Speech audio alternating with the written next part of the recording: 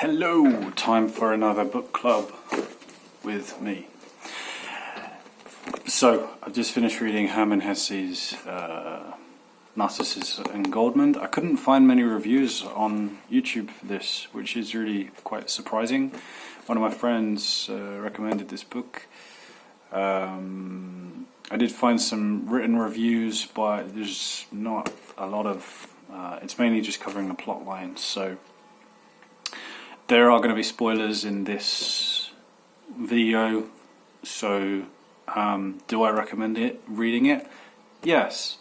So go and do that, and then if you've read it already, okay, let's go into what I thought about it. So I thought it was a very good book. I loved it. I loved the middle the most, which is weird because in most books people say there's a strong start and a strong finish, but the middle, you know, like when I'm writing my book, the middle is like the sagging middle. I've heard writers call it the sagging middle. And so the main kind of criticism is that writers cannot hold a book through the middle. It's like interesting start, sagging middle, and then interesting finish. But this, personally, I thought was the complete opposite. I thought the beginning, actually, it took a long time to get into. There's this thing about the chestnut tree.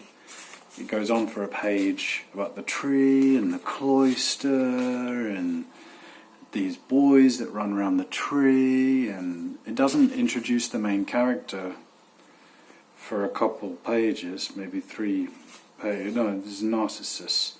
It introduces him, I think, on the 3rd page. So come on, we got all of this. Don't need it. Get rid of it. So it was a bit of a weak start. However, when we come later on to when Goldmund returns, because he goes off wandering and having all of his adventures, and then he comes back and he returns, and the first thing he sees is this tree. So I understood actually why Herman Hesse did that, because he give it a lot of narrative weight for that moment later on when Goldmund returns. Oh, there's the tree. Oh, remember the tree? Whoa. So I understood, but actually I felt that it just was quite a weak beginning, which, if it is a weak beginning, it took me a long time to get into it, and then it took me until about chapter 2 to actually go, oh, this is a good book, because initially I thought it wasn't. So yeah, and then the ending, I've just finished it today. In the ending, it does felt like I was ready for it to finish earlier than it did. I was ready for it to finish on page like 290, and then it went on for another 20 pages. Okay, I get it. You know, big spoiler alert, he dies. This is why you should read the book before watching my videos. So, but I was ready for him to die at the end. Like, okay, come on, I mean, I'm probably too insensitive, but okay, I get it, you know. The story's over. I'm ready for the story to move on. So yeah, could have had a faster ending. Now, the middle. Just phenomenal. I mean, some of this stuff blew my mind. I had to go down to a pub with my mate and discuss it. I was getting it out and showing him a few quotes that I liked.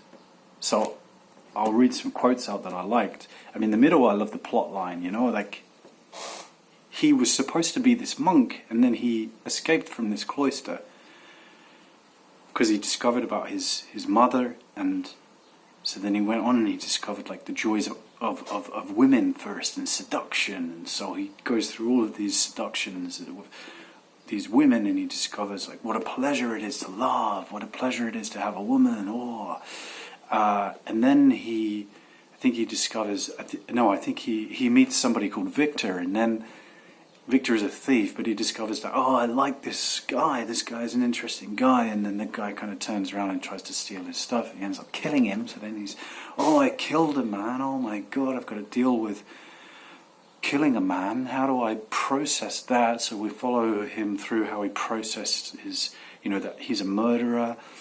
So we see him develop, we see him grow, we see him get stronger, we see him build personality. Then he discovers, well, wait a minute, I'm still not happy, there's something missing, where is the joy?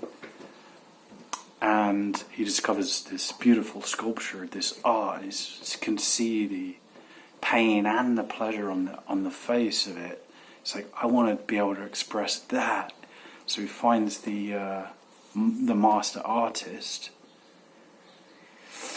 and he creates this beautiful sculpture. And then he leaves again. He goes wandering, and then the plague happens. And he has to deal with the plague, and he meets this guy called Robert, who's quite clingy and clings onto him, and he's with this other girl, and they live together for a while through the plague. And then that girl unfortunately dies, so again he has to deal with that death. Then he goes back to find the master, and the master has died of the plague, and the daughter of the master, who he never slept with but had feelings for.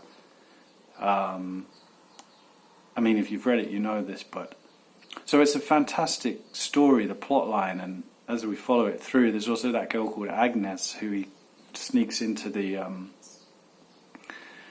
castle to be with her, but she's actually the count's wife, I think, and then he sleeps with her. So, and then he's going to get arrested, and then he's kind of ends up like, oh, now they're going to hang him because of his crimes, because they thought he was a thief, but they kind of knew that he was playing around with the wife of this count. So the things that he goes through, that plot in the middle, just absolutely phenomenal. And we see really the development of a man, an artist, a womanizer, and a philosopher, somebody who's interested in philosophy, because he's always trying to find his place. He's always trying to find what he wants to do, which is actually, it turns out that he cannot focus.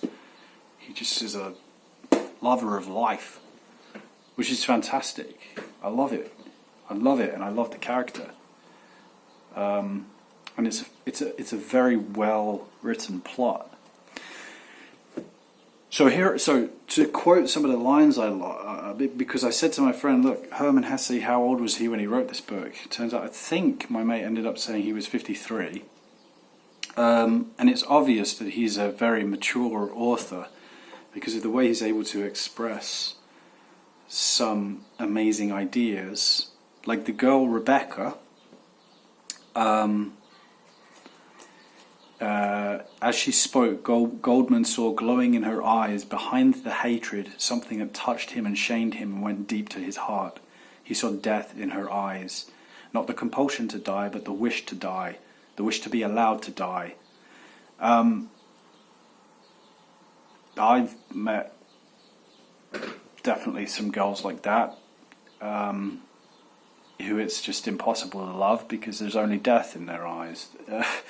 And for the author to express that, which is something that I've experienced too, and go, wow, he's able to express that. It's a truth. It's a life truth. And Goldmund had to move on because he realised that there's nothing he can do here. There's only death in her eyes. So he's got to move on. Another one. I'm just going to flip to the pages that I bookmarked.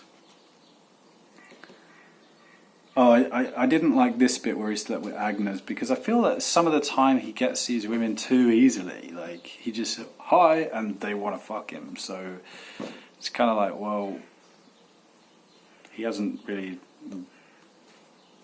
shown any personality at all.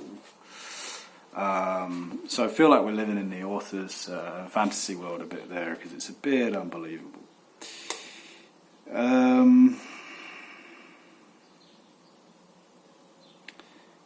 I'm going to go on for a bit longer than 10 minutes, because these are good quotes. So, I love this bit. It was shameless how life made fun of one. It was a joke, a cause for weeping. You know, it says, either one lived and let one's senses play, drank full at the primitive mother's breast, which brought great bliss, but was no protection against death.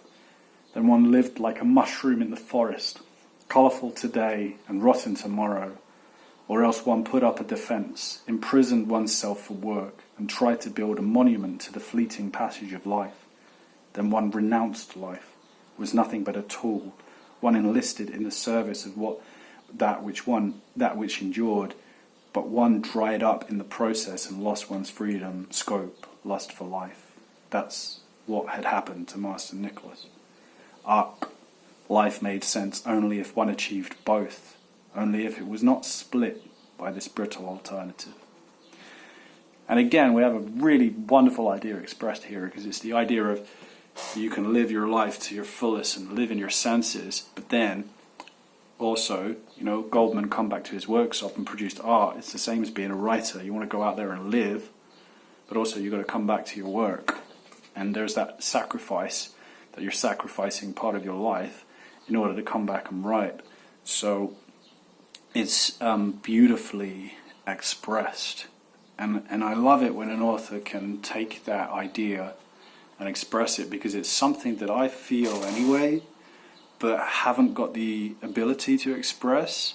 So knowing that somebody else felt that way and could express it, that really shows just the talent of a writer and the maturity of an author to be able to express that. Couple more things here. Think.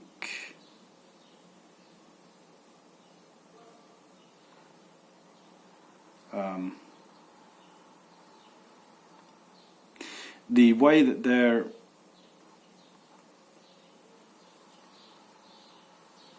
relationship evolves. Let me pause.